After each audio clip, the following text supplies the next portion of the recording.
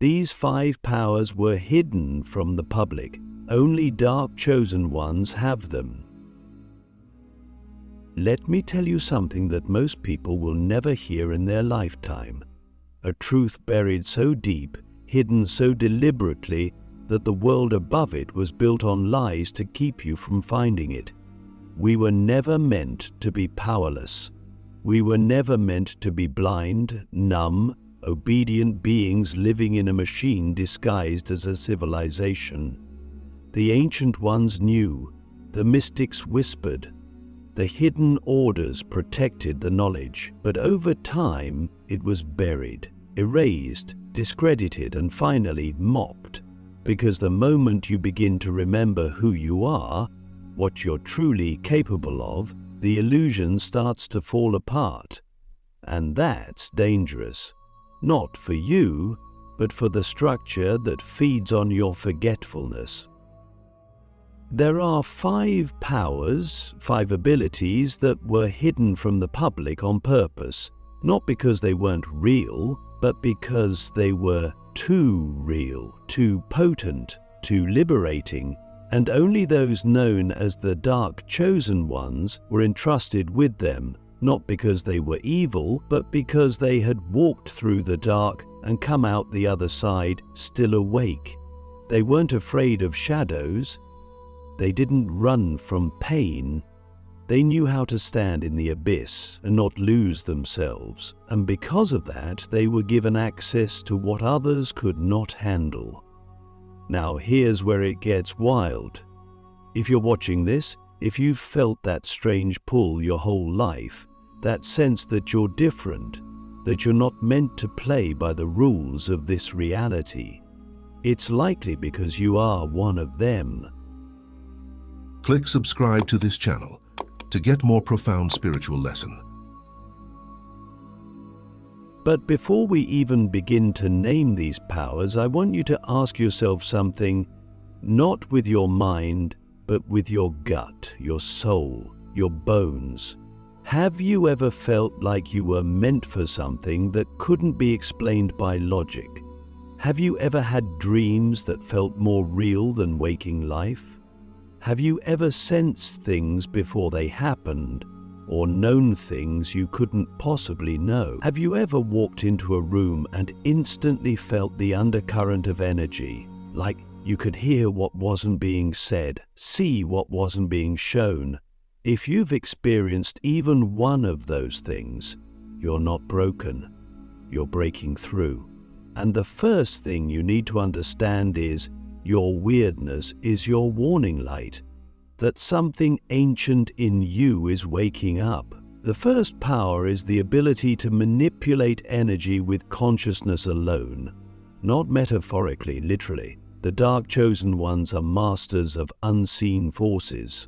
They know that energy is not something you manage, it's something you command, because energy is information and consciousness directs it.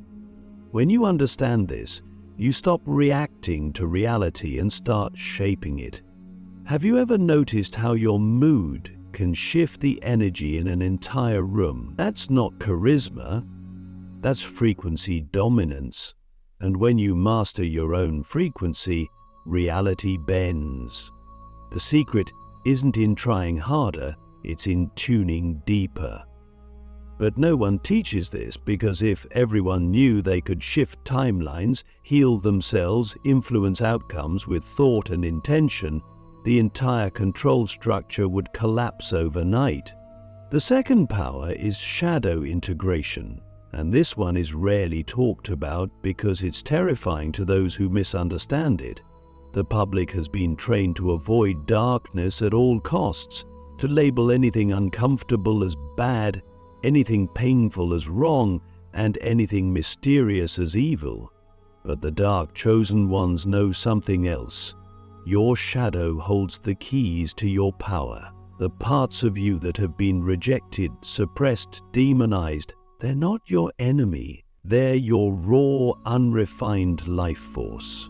Until you reclaim them, you will always be controlled by what you refuse to face. But when you turn toward your fear, When you stare into the abyss willingly, you retrieve the lost fragments of your soul. You become whole, and wholeness is power that cannot be manipulated. The third hidden power is time dilation. This one's going to stretch your mind. The chosen ones don't experience time the way the rest of the world does. When you begin to awaken, you realize that time is not fixed. It's elastic. You felt this. Moments where time slows down, where an hour feels like a lifetime or a day vanishes in what feels like seconds. This isn't imagination, it's access. When you step into deep states of consciousness, through meditation, breath work, trance, or trauma, you begin to experience the plasticity of time. You can stretch it, collapse it, even jump across it. That's why some people accelerate their evolution in months, while others stay stuck for decades. It's not about effort. It's about accessing the right layer of time. The dark chosen ones use this to move ahead of the collective, to see what's coming and prepare for it while others are still asleep. Now, I want to pause here and ask you something dangerous. What would you do if you weren't limited by time? What would you build, create, or become if you knew you could move faster than the world around you? Think about it. Not with limitation, but with the knowing that this has always been available to you. It was just hidden. Until now. The fourth power is energetic invisibility. The ability to cloak your presence, to become untraceable to those who seek to control or harm. This is not sci-fi. This is ancient spiritual warfare. The dark chosen ones know how to shift their frequency so precisely that they slip through the cracks of the matrix. They become invisible to systems of surveillance, detection, and energetic tracking. You've probably done this without realizing it. Ever been in a crowd and suddenly felt like no one could see you, or wanted to hide and instantly became unavailable to the people looking for you? That's not just social withdrawal. That's frequency cloaking. It's a defense mechanism of awakened souls living in a predatory world. And when you learn to do it consciously, you become immune to psychic attacks, emotional manipulation, and energetic vampirism. The fifth and perhaps most profound hidden power is soul resonance, the ability to awaken others simply by being in their presence.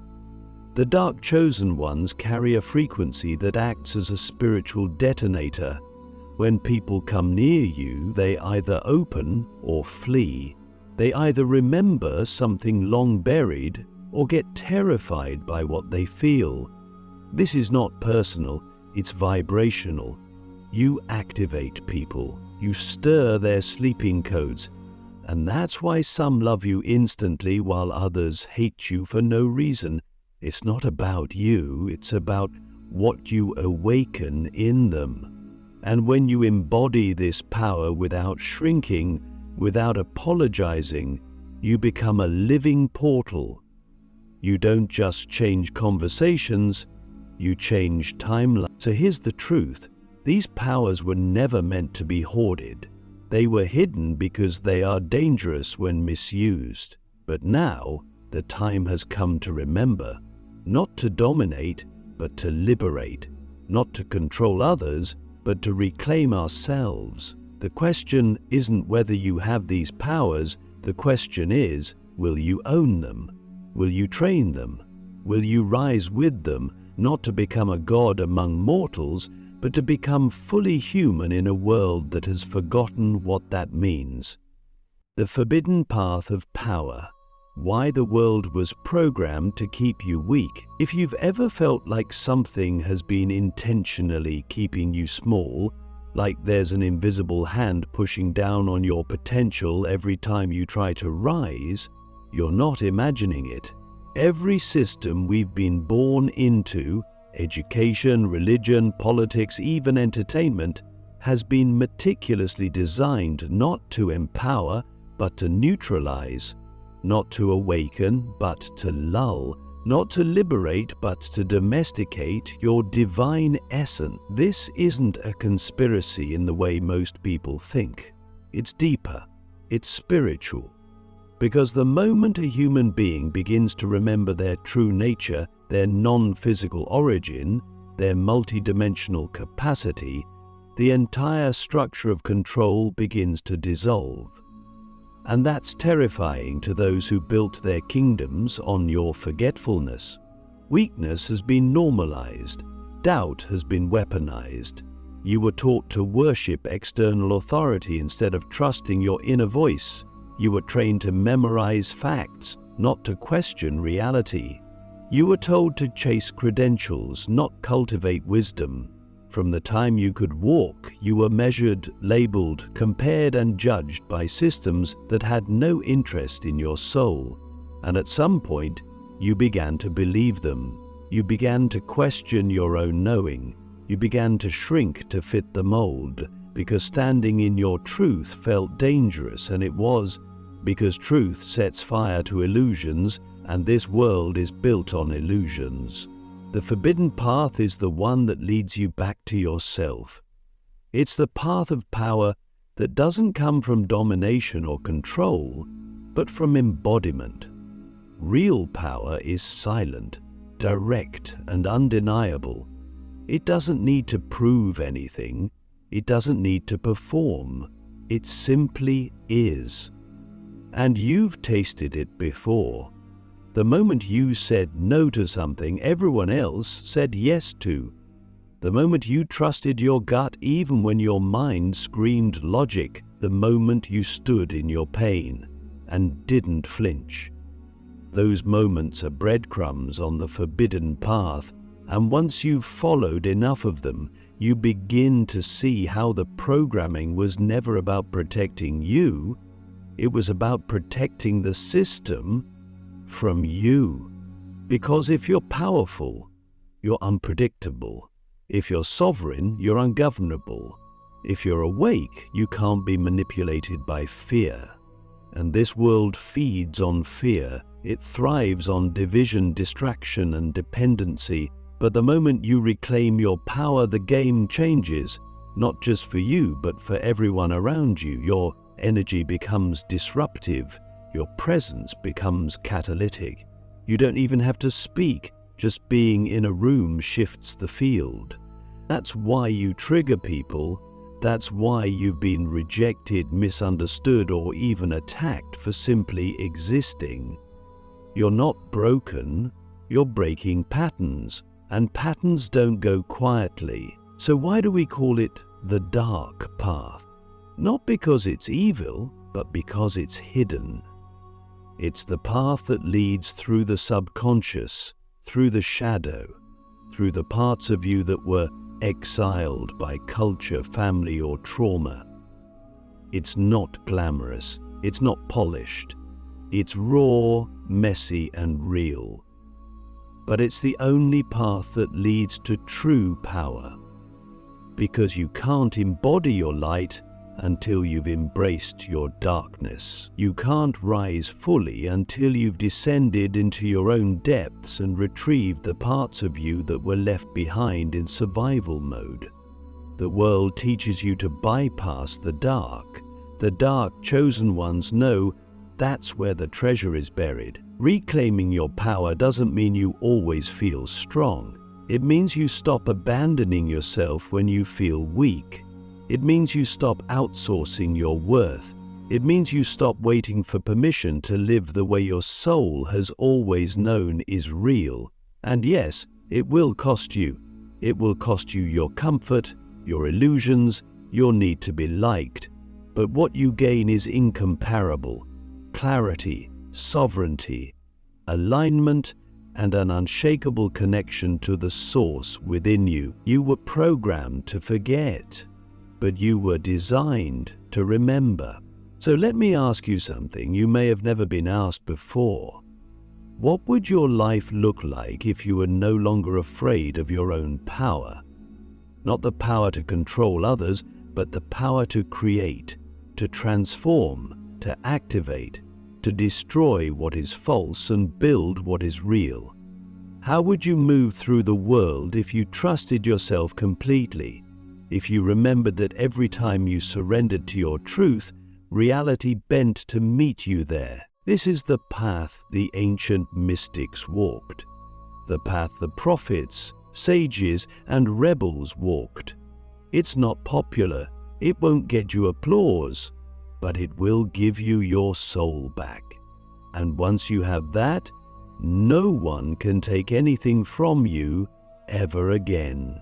The rise of the spiritual rogue, how to awaken the powers they try to erase. There is a point in every awakening where something irreversible happens, a moment you can never unsee, a knowing you can't unknow. It doesn't arrive with fireworks or a grand initiation, it arrives quietly, like a breath that suddenly feels too real, and in that moment you realize you were never the problem, you were the threat. Not because you're dangerous in the way they told you, but because your presence is disruptive to systems built on control. You are what they feared. Someone who doesn't need external validation to live in alignment. Someone who no longer bows to the illusions. That's the moment the spiritual rogue is born. The spiritual rogue is not a rebel without cause. They are the ones who have remembered their cause, who have pulled the sword of truth from the stone of suffering and realized that their path was never meant to be walked in straight lines. The rogue doesn't follow maps, they read the stars. They don't follow rules, they follow resonance. And because of that, they awaken the powers that were systematically erased from public consciousness, not because they seek power for its own sake, but because they understand that power was never the enemy, it was the inheritance, and it's time to reclaim it. To awaken what's been hidden, you must first unlearn what's been programmed. That's the hardest part, because the programming isn't just in your mind, it's in your nervous system, your habits, your relationships. You were trained to betray yourself, to silence your intuition, to defer to authority instead of trusting your inner compass. Awakening your powers means disrupting that muscle memory of submission. It means rewiring your entire being to operate from truth rather than fear. And that's not easy, but it's necessary, because the powers you seek are not found in temples or textbooks. They're buried beneath every belief you were taught to never question, every instinct you were taught to ignore, every dream you were shamed into abandoning. The spiritual rogue doesn't wait for the world to be ready. They don't wait for perfect circumstances. They start where they are with what they have and who they are in this moment. They stop trying to be spiritual according to someone else's definition. They realize that their anger, their grief, their desire, their fire, all of it is sacred. All of it is fuel. And they channel it. They turn their wounds into weapons of insight, their chaos into creativity, their sensitivity into strategy. They don't escape the world, they infiltrate it with frequency. And they do it without apology. One of the forgotten powers is the ability to shift the field. It happens when you stop pretending, when you walk into a room fully in your truth, not loud, not arrogant, but rooted. People feel it. They don't know why, but they respond. That's not manipulation, that's magnetism. And you don't earn it by being perfect, you earn it by being integral. When your energy, your words, and your actions align, you become a tuning fork for truth. And truth is contagious. It wakes people up, it breaks spells. That's why the world tried to erase this power. Because one fully embodied rogue can dismantle generations of programming just by existing. The rogue also learns to navigate the unseen. They don't dismiss their intuition, they hone it. They don't ignore synchronicities, they follow them. They don't resist dreams, visions, or messages from beyond. They decode them. They understand that the spiritual world is not some abstract fantasy. It's the root system of this one. And they train themselves to walk between both, to listen to what can't be heard, to see what isn't shown, to feel what others avoid. That's not delusion, that's perception. And perception is power when used with discernment. But here's something most won't tell you. Awakening your powers doesn't always feel good. It often begins with loss. The loss of who you thought you were, the loss of relationships that were built on your silence, the loss of illusions that once gave you comfort. But in the ashes of that loss, something else is born, something feral, something holy, something that can't be domesticated.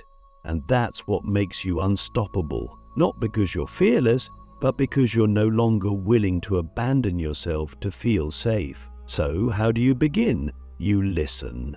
You listen to the voice beneath the noise, the whisper that's been there since the beginning, the one you tried to drown out but never could. You follow it. You let it lead you into discomfort, into uncertainty, into the raw brilliance of your own becoming. You stop trying to be spiritual in the way they sold it to you. You stop trying to be good and start being true, because truth is the highest frequency there is. And when you live from truth, your powers don't just awaken, they activate the world around you. Let me ask you this. What part of you have you been hiding just to be accepted by a world that was never built for your expansion? And are you willing to risk being misunderstood in order to finally be free? The final unlock, becoming the one who remembers for the many. There comes a moment on the path, after the burning, after the silence, after the unraveling, when you realize you're no longer walking just for yourself.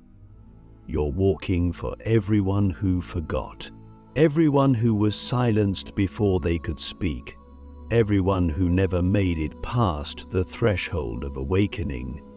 You become the one who remembers not to hold power over others, but to hold a light in the places they were told to never look. Because remembering is not just a personal act, it's a spiritual revolution. And when one person fully remembers, they send ripples through the collective dream, waking others, cracking the illusion, dismantling the lies, with nothing but presence. You don't need a title.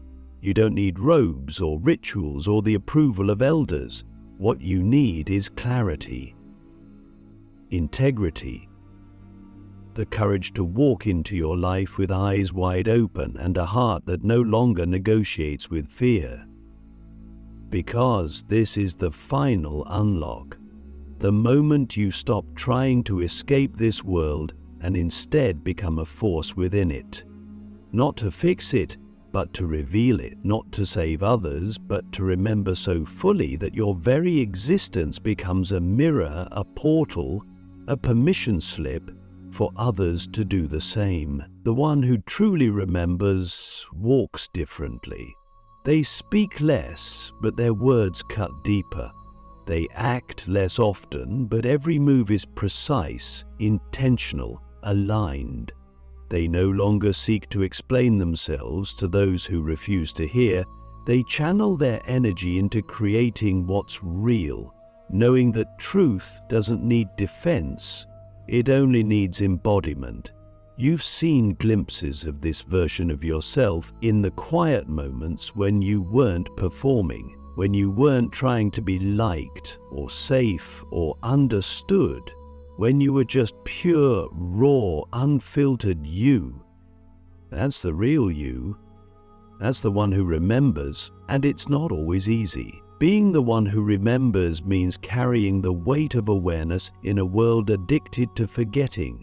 It means grieving things others can't see, It means feeling the tremors of coming change long before anything crumbles. But it also means living with a depth most will never taste. It means loving with a ferocity that burns through pretense.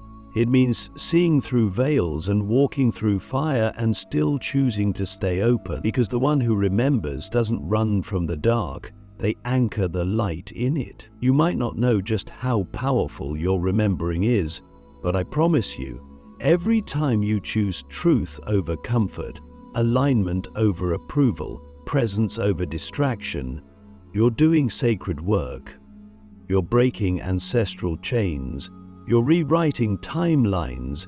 You're altering the frequency of entire spaces just by being there. And the more you remember, the less you need to prove. The more you embody, the less you need to explain. You become the living transmission, the frequency keeper, the walking future. So I ask you this, not as a challenge, but as an invitation. Are you ready to stop doubting your knowing? Are you ready to stop hiding your brilliance? Are you ready to stop playing a role in a play that no longer fits? Because if so, there's nothing else you need to do.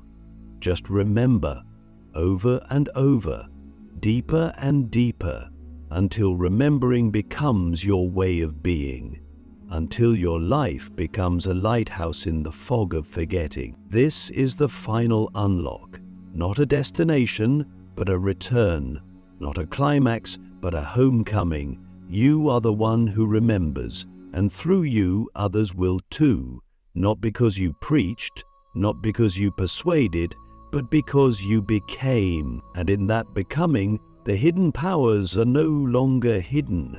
They live in your breath, in your gaze, in your presence. You are the key. You always were.